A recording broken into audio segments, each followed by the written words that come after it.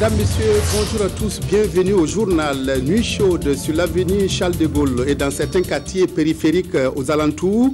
Des manifestations ont éclaté hier nuit après l'assassinat d'une jeune fille par son copain. Nous recevons dans ce journal le procureur du Faso, Placide Nkiema. Le maire de Bobo-Dioulasso est connu depuis hier. Un nouveau mandat de 5 ans a été confié à Salia Sanou et à son équipe pour continuer l'œuvre déjà entreprise pour développer la capitale de Sia. Le 8 mars, au centre de toutes les attentions, l'ONG Diaconia a contribué à donner à la journée un cachet particulier. Notre invité nous parlera de la participation de l'organisation non gouvernementale à l'épanouissement de la femme burkinabé. Ainsi donc, des échauffourées ont éclaté hier nuit sur l'avenue Charles de Gaulle de Ouagadougou, en force de l'ordre et manifestants qui exprimaient leur colère après la mort d'une jeune fille, Bernadette Tiendrebeogo. Ce matin encore, quelques groupes de manifestants étaient sur l'avenue, jonchés de toutes sortes de détritus, comme l'a constaté notre équipe de reportage, Frédéric Étienne Bassinga. Voici le visage que présente l'avenue Charles de Gaulle en cette matinée du 10 mars. Des pneus brûlés par-ci, des projectiles par-là, preuve que les forces de l'ordre ont eu du pain sur la planche la nuit dernière. Tout serait parti du fait qu'un militaire a abattu sa copine avec qui il aurait eu une dispute. L'intéressé se serait lui-même dénoncé par téléphone avant de l'éteindre et prendre ses jambes à son cou. Il reste introuvable, mais les recherches sont toujours en cours par la brigade de gendarmerie du Kadiogo. Ce matin encore, certains manifestants étaient sur l'avenue Charles de Gaulle pour, disent-ils, dénoncer ce comportement qui a endeuillé la famille Tiendrebeogo. Nous recevons le procureur du Faso, Placide Nkiema. Bonjour.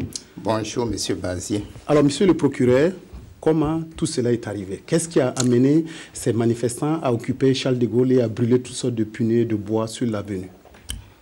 Je vous remercie de me donner la parole afin que je porte l'information juste à la connaissance de nos téléspectateurs. Ce qui s'est passé exactement, c'est que dans la nuit du 9 mars 2013, aux environs de 22 h, la brigade ville de gendarmerie de Bogodougou a été saisie par l'équipe de liaison, à savoir l'office de police judiciaire de Semaine, de ce qu'un assassinat aurait été perpétré sur la personne d'une fille du nom de Tiendrebeogo Bernadette. Celle-ci aurait été victime de coups de feu tirés à partir d'une arme de marque Kalachnikov sur la personne de Tiendrebeogo Bernadette. Elle en est décédée et dès lors l'enquête a été ouverte avec les constatations d'usage. À ce propos, la police scientifique a été saisie et le médecin légiste a eu à examiner le corps. À l'heure actuelle, les officiers de police judiciaire s'attellent à l'interpellation du fugitif. Effectivement, on a dit que le fugitif, le présumé, en tout cas coupable, est en fuite. Est-ce que vous avez pu, avec les forces de l'ordre, savoir, en tout cas détecter sa présence, le repérer, l'identifier et puis l'arrêter? Il faut dire que jusqu'à l'heure actuelle, les recherches se poursuivent toujours en vue de l'interpeller. Parce qu'immédiatement après son forfait, il s'est enfui avec une motocyclette de marque JC. Donc tout est mis en œuvre à l'heure actuelle pour qu'il soit interpellé le plus vite possible et qu'il réponde de ses actes. Monsieur le procureur du Faso, on voit que les populations sont en train de déverser les colères donc, sur l'avenue Charles de Gaulle. Qu'est-ce que vous pouvez dire par rapport à ce meurtre pour que les populations reviennent à de meilleurs sentiments, pour que le calme revienne, pour que la sérénité puisse régner? Je voudrais saisir cette opportunité pour inviter les manifestants au calme et à l'apaisement.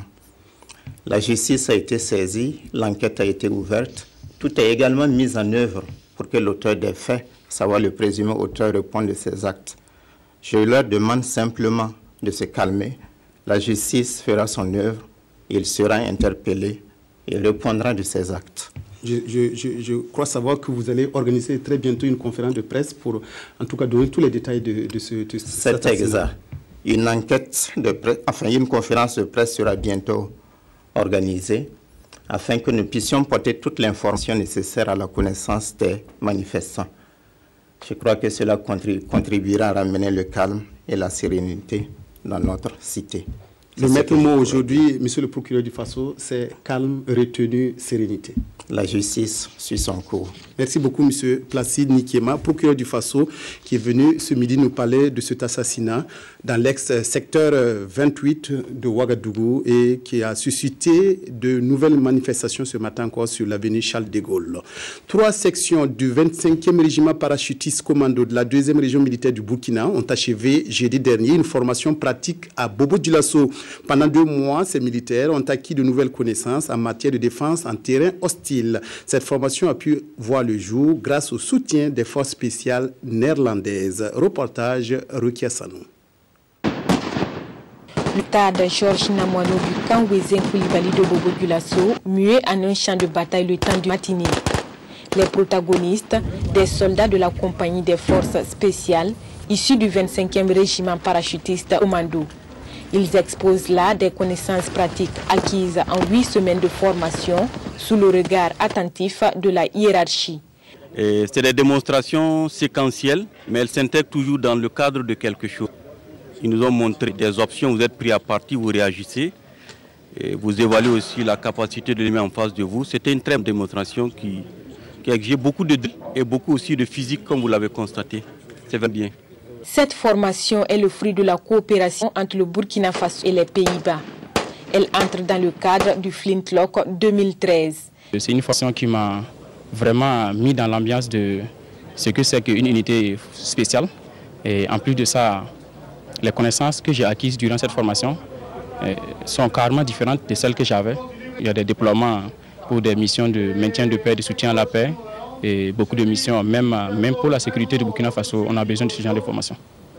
C'est très clair que ce n'est pas que les Burkinais qui ont pris de nous, mais nous avons appris aussi beaucoup. Je suis sûr et certain, là où on met l'armée de Burkina, ils auront des succès. Et ça basé notamment sur la motivation des hommes, la volonté de prendre et la persévérance. Ils ont une centaine de soldats qui ont ainsi vu leur capacité opérationnelle renforcée. Pour cela, des attestations leur ont été remises à l'issue de la séance de démonstration. La cérémonie de remise a été une occasion pour ces soldats d'exprimer leur gratitude aux formateurs. Restons à Bobo-Dioulasso où les membres des organes dirigeants de la commune ont été élus hier. Sans surprise, Salia Sanou a été reconduit pour un nouveau mandat de 5 ans à la tête de la mairie de Bobo. Sur les 203 conseillers municipaux que compte la commune, 144 ont pris part à l'élection. Reportage Karim Sissé. C'est le maire sortant Salia Sanou qui revient pour une seconde fois à la tête de la commune de Bobo-Dioulasso. Ainsi, en a décidé le conseil municipal en ce jour 9 mars 2013. Il sera appuyé par 4 adjoints, dont le premier est Moustapha Tinto, maire sortant de l'arrondissement de Do. C'est un nouveau challenge dans la mesure où d'un arrondissement à la commune, ça fait un autre échelon. Donc on s'est dit qu'il va falloir redoubler d'efforts pour accompagner le maire. Parce qu'au niveau de Do, c'était un arrondissement. Aujourd'hui, c'est toute la ville. Donc c'est un nouveau challenge. En ce qui concerne le partage des autres postes, le CDP remporte 2 commissions, à savoir la commission de l'aménagement du territoire et gestion foncière et la commission des affaires économiques et financières. Nous avons été reconduits au niveau des commissions, moi parce qu'au niveau de la commission affaires économiques et financières, c'est pour moi une continuité. Vous savez, on ne finit pas de construire une ville. La construction d'une ville est une action permanente. Donc c'est pourquoi je parle de continuer. Et je pense que nous avons acquis des résultats, mais il va falloir que nous fassions un peu plus. Et ce deuxième mandat-là, nous le plaçons sur les signes. Pas de la perfection, parce qu'il n'y a pas la perfection en ce monde, mais en tout cas des avancées positives pour la ville de Bobo-Dioulasso. La DRDA, quant à elle, aura en charge la commission des affaires générales et l'UPR s'en sort avec la commission environnement et développement. Sur les 203 conseillers municipaux que la commune de Bobo-Dioulasso, 144 ont pris part à cette séance de mise en place des zones dirigeants de la commune de Bobo-Dioulasso. Dans l'ensemble, les élections se sont bien déroulées et c'est un maire visiblement satisfait qui s'est prêté à notre micro. Ça a été vraiment une émotion pour moi. Bon, je ne m'attendais pas à tout cela. Vraiment, je remercie toute la population qui a vraiment placé sa confiance en moi. Vraiment, je suis très très content. Et vraiment, c'est un défi. Donc, je pense qu'avec la collaboration des uns et des autres, nous allons pouvoir donc relever ce défi. Puis construire d'abord la recette municipale, ça c'est ma première préoccupation, pouvoir donc réunir pratiquement tous les services qui concourent à l'amélioration des recouvrements des recettes de la commune. Donc, dans les regrouper, construire une recette municipale et tout faire pour améliorer les recettes de la commune pour pouvoir donc vraiment travailler. Sinon, je sais que nous avons beaucoup de préoccupations, mais pour cela, il faut renforcer surtout, en tout cas, les récupérations des recettes. Les résultats de ces élections seront rendus publics dans les heures à venir, conformément à la loi. Mais déjà, des sympathisants du maire Salia Sanou sont venus les féliciter. Le centre hospitalier universitaire Yalagado-Ouedraogo compte désormais 10 départements. Les chefs de ces départements ont été installés le 7 mars dernier par le directeur général de Yalagado-Ouedraogo. Ces nouveaux promus ont été invités à travailler pour changer positivement l'image de l'établissement sanitaire. Wendata Nathalie Kaore. Avec l'installation des chefs des 10 départements que compte désormais le centre hospitalier universitaire Yalagado-Ouedraogo, c'est une nouvelle forme de gestion qui débute au sein de cet hôpital. Ceux qui sont chargés d'animer ces départements sont composés de 9 professeurs titulaires et d'un maître de conférence agrégé, tous ayant une bonne expérience dans le milieu médical. Par la voix de leurs représentants, ils ont reconnu que la départementalisation présente des intérêts certains pour le fonctionnement d'une structure comme l'hôpital Yalagado. D'abord au niveau des soins, c'est d'abord l'organisation, l'amélioration de l'organisation des soins en pôle. Le deuxième élément qui rentre dans le cahier de charge des CHU, c'est l'enseignement. Cette départementalisation va faciliter l'organisation des stages hospitaliers divers. Le troisième élément qui est dévolé au CHU, en plus des soins et de l'enseignement, c'est la recherche. La départementalisation va nous permettre de constituer de véritables équipes de recherche qui aboutissent bien entendu à l'établissement de protocoles de soins. Pour le premier responsable du CHU Yalagado-Ouedraogo, avec cette nouvelle organisation, on devra aboutir à plus d'efficacité et de pragmatisme dans les différentes prestations. À titre d'exemple, voici ce qu'il attend des départements de la chirurgie et des laboratoires. Par exemple, moi je ne veux plus qu'un Burkinabé traîne à l'hôpital pendant 2 mois, 3 mois, pour ne pas avoir son intervention chirurgicale. Moi, ce que je leur demande, c'est de me ramener ça à 2 semaines ou 1 mois maximum. Si vous prenez par exemple les laboratoires, vous êtes devant moi. Est-ce que c'est normal qu'à l'hôpital Yalagado, on ne puisse pas faire tous les examens 24 heures sur 24 heures? Alors que nous avons non seulement tous les équipements, mais tous les grands laboratoires se trouvent chez nous. Moi, ce que je leur demande comme objectif, c'est de dire que 24 heures sur 24 heures, vous, si vous avez un problème d'examen, il faut que vous puissiez venir le faire à Yalagado et que vous ayez votre résultat là au maximum dans 1 heure, 2 heures de temps. Les chefs des départements ont traduit leur satisfaction de voir l'avènement de cette nouvelle organisation au CHU Yalagado-Ouedraogo. Mais pour que cette nouvelle expérience soit une réussite, ils ont sollicité un appui matériel et médico-technique. Le directeur général du CHU Yalagado-Ouedraogo a promis jouer sa partition pour que ces conditions soient réunies. Il a aussi salué la décision du Conseil de ministres de ne plus déménager le CHU Yalagado-Ouedraogo, car le site de cet hôpital est pour l'instant le seul cadre qui permettra aux chefs des départements d'atteindre les résultats attendus avec le nouvel organigramme. L'ONG Population Media Center PMC est une organisation américaine présente dans près d'une vingtaine de pays à travers le monde.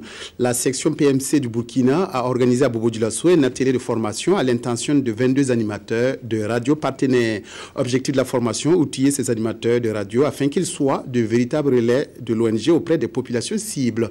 Reportage Rokia Sano.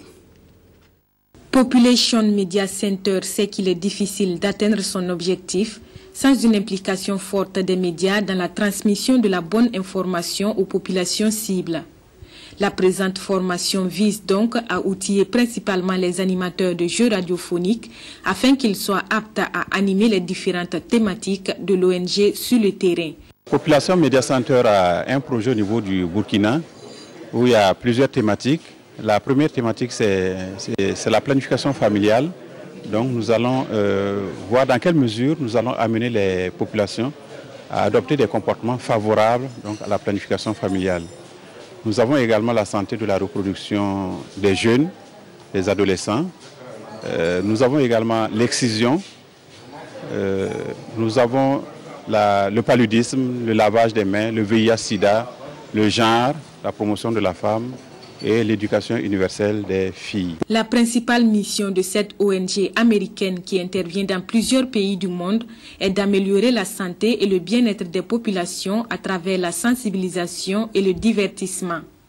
Une mission quasi impossible sans l'accompagnement de la presse. La formation est la bienvenue parce que c'est une formation qui est venue nous expliquer les enjeux des PMC, leurs objectifs à atteindre.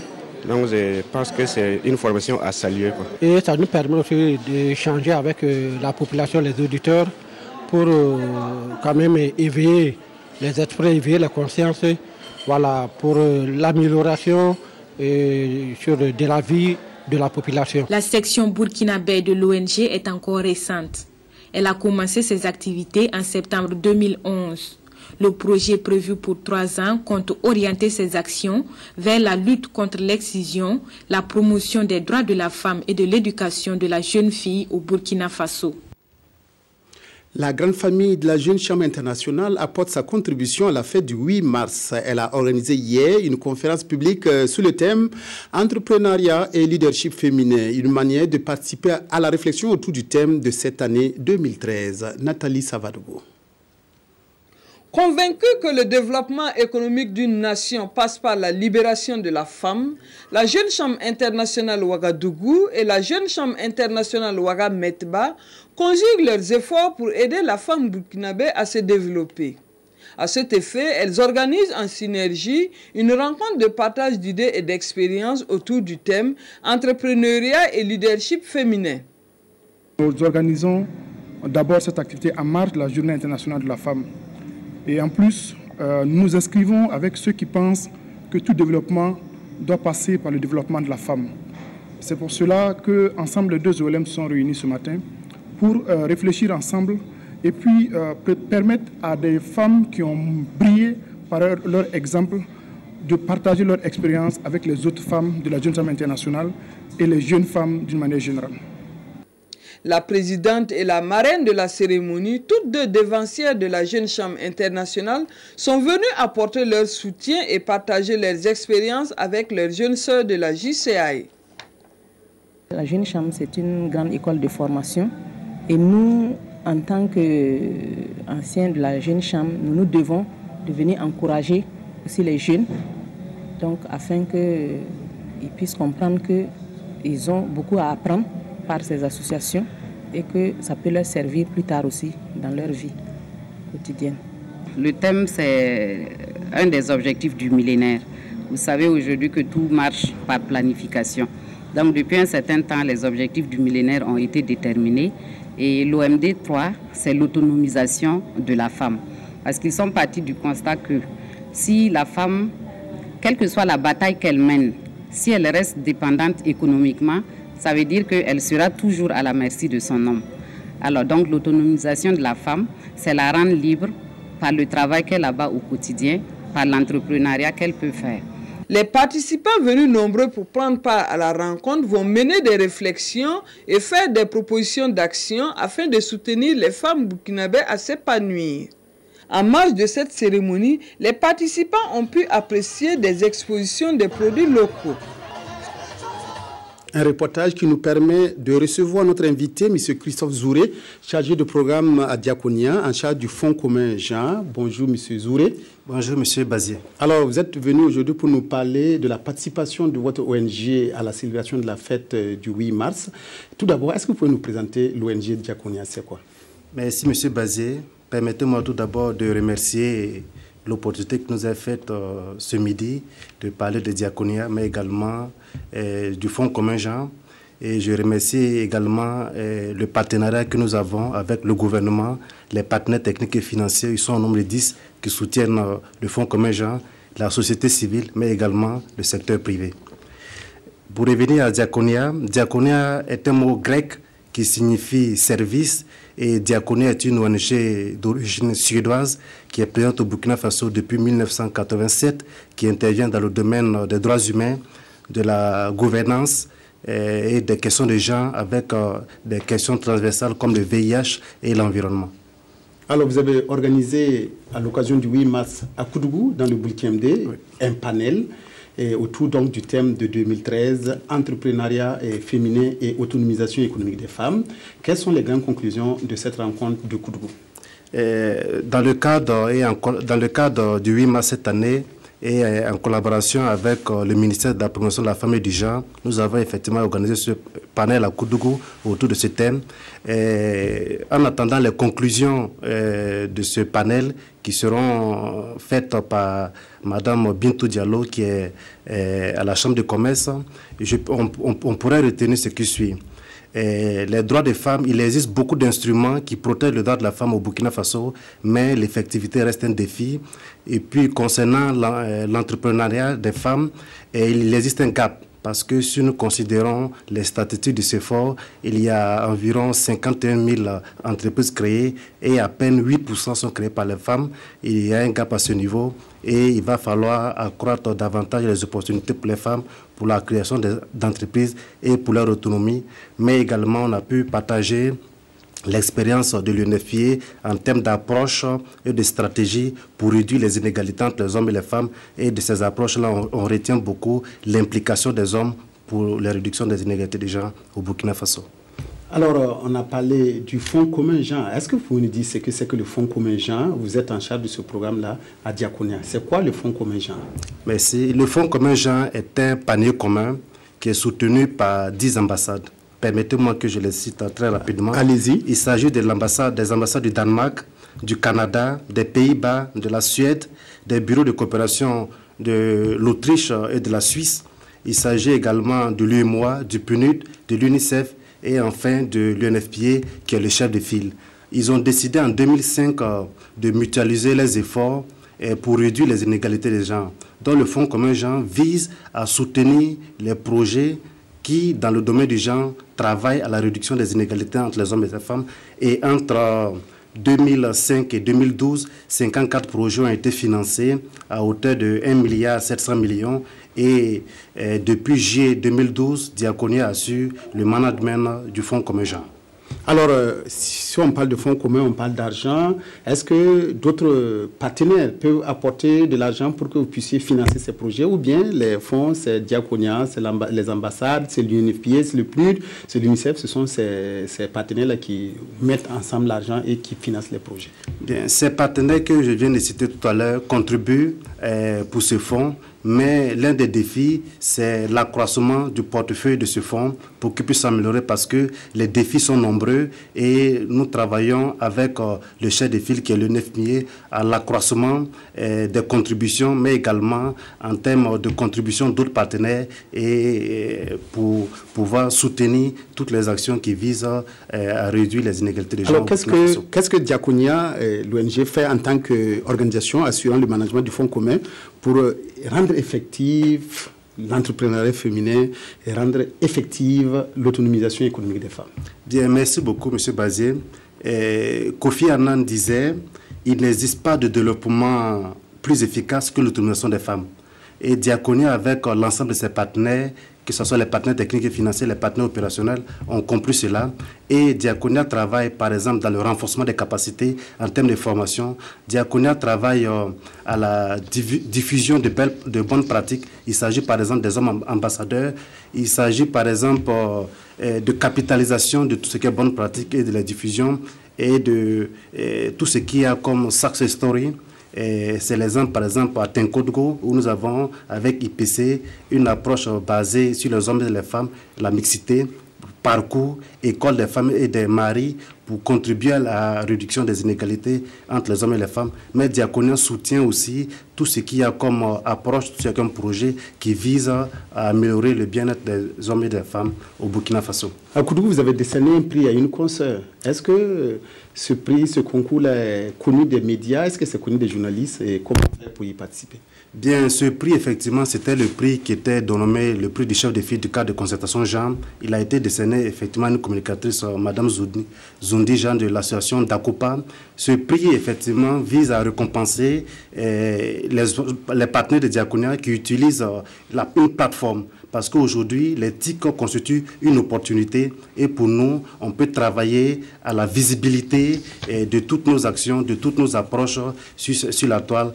Le prix quand vous parlez de la connaissance du prix par vos confrères, effectivement, le blog est libre, il est ouvert. Nous invitons tout le monde à l'utiliser. Il est libre et il nous est revenu qu'il y a plus de 12 600 utilisateurs sur cette plateforme-là. Pour nous, c'est une opportunité pour diffuser